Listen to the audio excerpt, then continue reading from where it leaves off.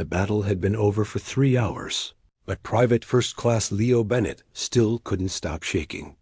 He sat on an empty ammunition crate, his back against a shattered wall, staring at nothing. Around him, the medics moved quietly, doing their work. The stretchers kept coming. The dead kept being covered. Someone sat down beside him. "You okay, kid?" Leo blinked, focusing. It was Sergeant Mendez, his squad leader, the man who had pulled him through the last 6 months with nothing but grit and bad jokes. "I'm fine, Sarge," Leo said automatically. Mendez looked at him, really looked. Then he pointed at Leo's helmet, which sat on the ground beside him. "What's that?" Leo looked down. Sticking out from the helmet's liner was the edge of a photograph, worn soft from being handled 1,000 times. He pulled it out slowly. A woman's face smiled up at him, dark hair, bright eyes, a laugh caught forever in grainy black and white. "That's Elena," Leo said. "My wife." Mendez took the photo carefully, holding it like it was made of glass. "Pretty girl." "Pretty," Leo agreed, "and smart." "Too smart for me, my mother always said." Mendez smiled. "Mothers are supposed to say that." He handed the photo back. "How long you been married?" 2 years. Felt like 2 weeks before I shipped out. Leo tucked the photo back into the helmet. "She writes every week." I write back. Sometimes I don't know what to say, though. "What do you mean?" Leo struggled to find words. "I mean, how do you tell someone you love about this?" He gestured at the destruction around them, the broken buildings, the blood in the street, the silence of the dead. How do you put that in a letter?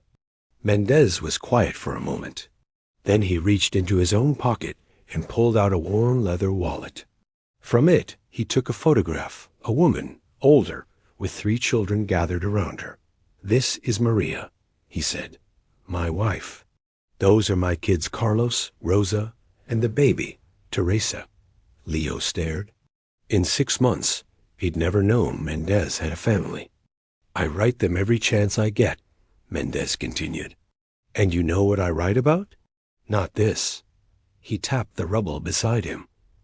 "I write about the funny things the guys say. About the dog that wandered through camp last week. About the sunset I saw that reminded me of home." Leo listened. "Because here's the thing, kid," Mendez said. "She knows. Elena knows what this place is. She reads the papers. She hears the news. She doesn't need you to describe the horror. She needs you to remind her that you're still you. That somewhere inside all this mud and blood, the man she married is still alive." Leo looked at the helmet, at the edge of the photograph visible beneath the steel. "How do you do it?" he asked. "How do you stay you?" Mendez shrugged. "I think about Friday nights. Back home, every Friday, Maria makes tamales. The whole house smells like corn and chili. The kids run around like little monsters. And I sit on the porch with a cold beer and watch the sun go down." He smiled, far away. "That's who I am. Not this." He gestured at his rifle. "This is just what I do for now." A medic called out.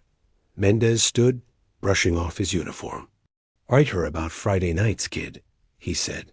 "Write her about whatever your Friday night looks like. That's the letter she's waiting for." He walked away, disappearing into the haze of smoke and dust.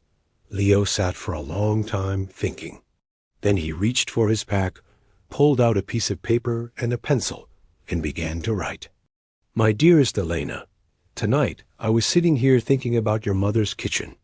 Remember that time we tried to make pasta from scratch, and it turned into a glue disaster? You laughed so hard you cried. I miss that laugh. Tell me what you're reading. Tell me if the garden grew.